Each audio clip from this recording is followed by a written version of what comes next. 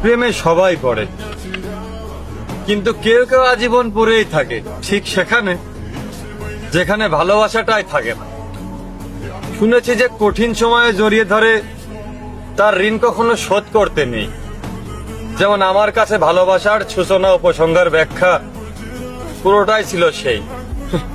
কিন্তু আফসোস, আমি কখনো কারোর স্থায়ী প্রিয়জন হতে পারিনি। তার আলমারি ভরা শাড়ি থাকতে আমার দিন কেটেছে ছেঁড়া কাপড়ে। হ্যাঁ, প্রয়োজনে প্রিয়জনের তালিকায় মনে হয় আমিই সবার উপরে। ভালোবাসা সেটা মুখ দিয়ে নয়, মন দিয়ে প্রকাশ করতে হয়।